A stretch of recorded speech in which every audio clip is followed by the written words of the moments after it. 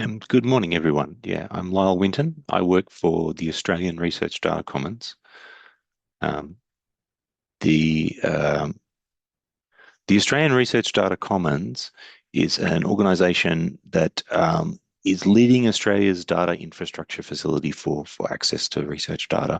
We provide researchers with competitive advantage. This is our vision through access to data, and we accelerate research through ensuring researchers have access to high quality data assets. Um, We also are building together with partners three research data commons nationally. These are targeted to meet the needs of research communities. A data commons brings together people, skills, data with appropriate infrastructure, including storage, compute, and software. Each data commons has many programs and initiatives, which you can explore on our website. One more thing to add about the ARDC context. The fair and care principles are very important to the ARDC and all programs that we run. They underpin everything we do. I don't believe I need to explain them here. Many people here probably know what they are, but good to know. So I would like to ask the question and give some information about how Australia came to have a national strategy for persistent identifiers. In 2017, after much conversation, consultation, and co-development with stakeholders, a vision statement was released for ORCID. By 2020, Australia wanted to have all Australian researchers use and have an ORCID, and we wanted all researchers to experience the benefits of this. A benchmarking study was done in 2025 and found that we have a very high uptake of ORCIDs in Australia, and we already have high completeness of ORCID records compared with some other countries. So Australia's experience of actually having a vision and a strategy has been overall very positive. So after a lot of consultation and co-design in 2023, the National Persistent Identifier Strategy and Vision was released in February 2024. We often call Persistent Identifier PIDs. The strategy and vision included within it two key things: our approach to implementation and our approach to generating action.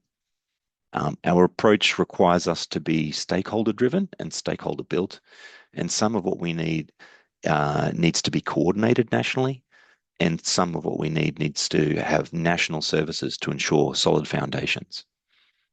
And this includes national services facilitated by Australian Research Data Commons and the Australian Access Federation, AAF. Articulated within the strategies were 5 goals. These are the outcomes and impacts that the PID strategy would focus on. The first is to improve fair inputs to research. The next to improve fair outputs coming from research. And the third to reduce administrative burden.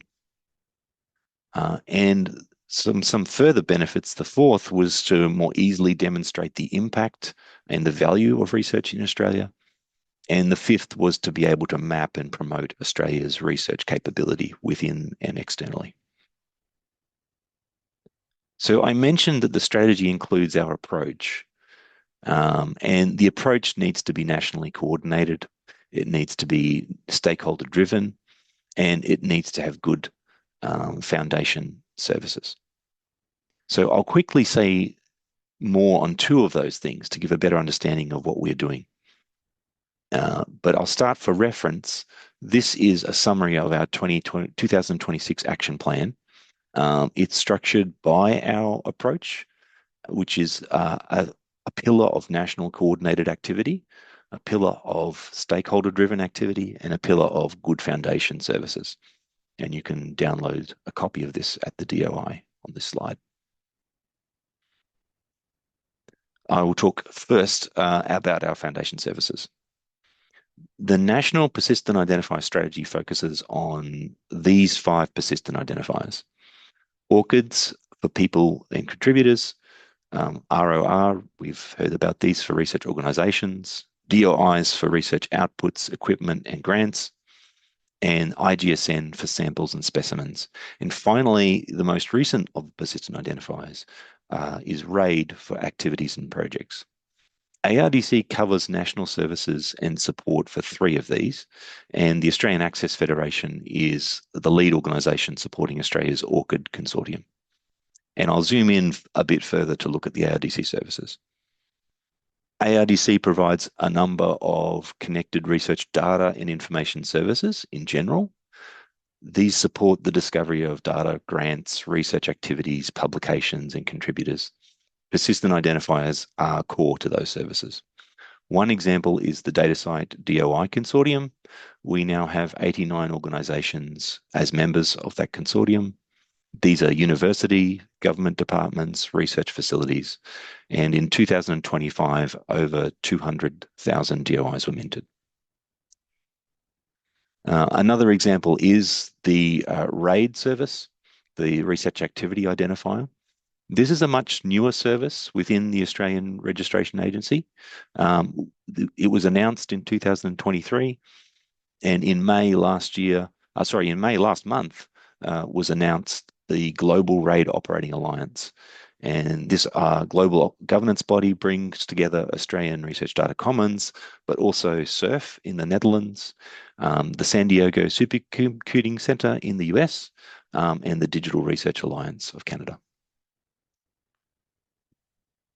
And so next I would like to zoom in on some examples of what we are doing with stakeholders and our approach with stakeholders.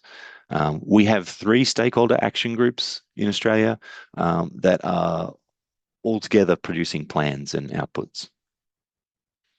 The institution stakeholder action group is our largest stakeholder group. It started with 28 organisations, and there are now 39 organisations who are members. Initially, we asked what it was that they wanted, what were their aspirations, and then we started to work on these aspirations with 3 working groups. The first worked on explaining the value back to their institutions and identified 8 top priority areas or scenarios that we wrote up in more detail. And you can find this publication also on Zenodo. I didn't include the DOI here, apologies. Some of the high priority value propositions to explain back to institutions included the quality and integrity of research, the most important, but also one was explaining the value back to researchers was another priority of interest. Another working group focused on capturing implementation advice and experiences, and the longest running working group actually worked on developing a capability maturity model. And this provided an overview across an organization and across an organization's functions. And it recommended what should be possible at the beginning and when you become more advanced. And it also highlighted what benefits you should be experiencing at each stage as an organization. And I thought I'd show some of what we did on that working group, the capability modeling working group. We collected ideas and insights from the whole stakeholder group and their institutions. We refined these with a smaller working group, and then organized these as many sticky notes on a virtual board on a large matrix. We identified the gaps. We even redefined the matrix based on what it was that we found. And before the first draft was published, and then you can actually download that and see that for yourself as a published DOI there. I'd like to also acknowledge that it takes a lot of people to run a national strategy. This is the team in Australia. Our leader, Natasha Simons, gave a presentation earlier this week, I believe, at JOSS. And we have here a group of people who are both leading and co-leading expert groups, providing support and providing expertise and advice. Thank you.